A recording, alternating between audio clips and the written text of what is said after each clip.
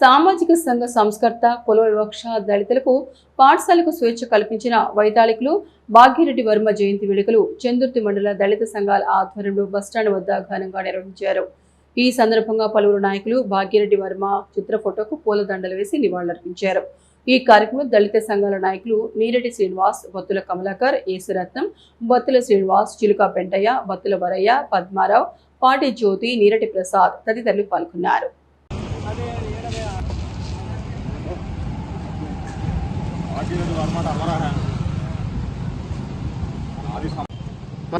భాగ్యరెడ్డి వర్మ గురించి ఆయన జీవితం మనం తెలుసుకోవాలంటే మరి హైదరాబాదు భాగ్యనగరంలో మరి అంబేద్కర్ కన్నా ముందు మరి దళితుల మీద ముఖ్యంగా అంటరానితనం మీద వారు ఎంతో పోరాట స్ఫూర్తిని వారు మరి సమాజానికి ఇచ్చారు. మరి ఆ కాలంలో మరి దళితుల మీద ఎంతో వివక్ష ఉండేది.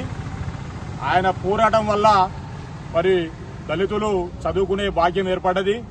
మరి ఆ కాలంలో మరి విద్యార్థులను పాఠశాలలకు రాని అని క్రమంలో వారు స్వయంగా మరి హైదరాబాద్ నడిబొడ్డులో మరి పాఠశాల ఏర్పాటు చేసి మరి దళిత విద్యార్థులకు వారు విద్యను అందించిన మహావీరుడు భాగ్యరెడ్డి వర్మ.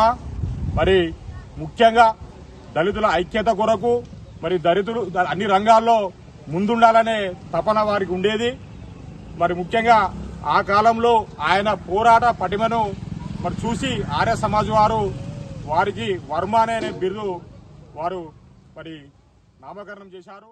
అన్నట్టు చూసినట్లయితే మరి మహాత్మా జ్యోతిరూపలే పెరియారు నాయకులు కానీ లేకుంటే మరి ఇంకా చాలామంది మహానీయులు చేసినటువంటి ఘన కార్యాలు ఎంతో ఉన్నాయి.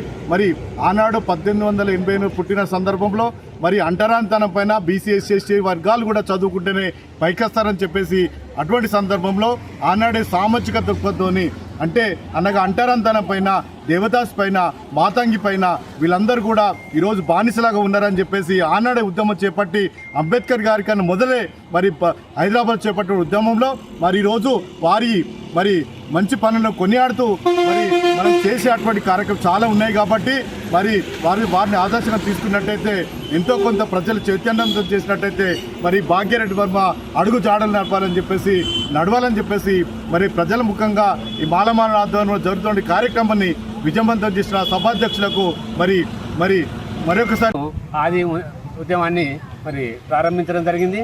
ఆ ఉద్యమాన్ని ముందుకు తీసుకుపోయి 1906వ సంవత్సరంలో ఒక జగన్మిత్ర మండలి సంఘాన్ని ఏర్పాటు చేసి మరి దళితులందరినీ ఏక చేసేటువంటి కార్యక్రమాన్ని చేపట్టడం జరిగింది.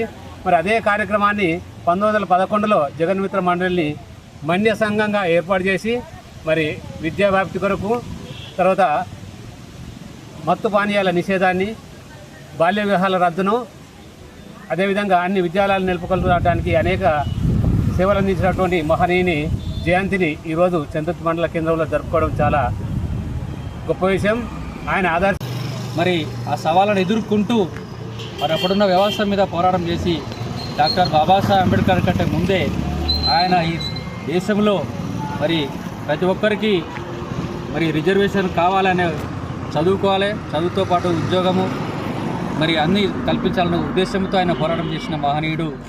మరి అలాంటి వ్యక్తి మరి 1908లో ఆయన హిందూ సమాజ్ని ఏర్పాటు చేసి ఆది హిందూ సమాజ్ని ఏర్పాటు చేసి ఆ హిందూ ఉద్యమంతో అనేక మందికి స్ఫూర్తిగా దాయకంగా నిలిచినటువంటి మహనీయుడు.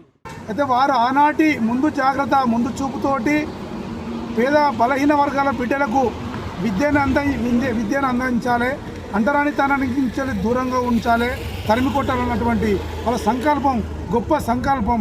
అటువంటి నాయకులను మనం ఎప్పుడు జీవితకాలం గుర్తుంచుకుంటూ జయంతి కానీ వర్ధంతి కానీ కార్యక్రమాలు చేసుకుంటూ ఇప్పుడున్న యువతరానికి వాళ్ళ సందేశాన్ని తీసుకువెళ్ళాల్సిన మనందరి బాధ్యత.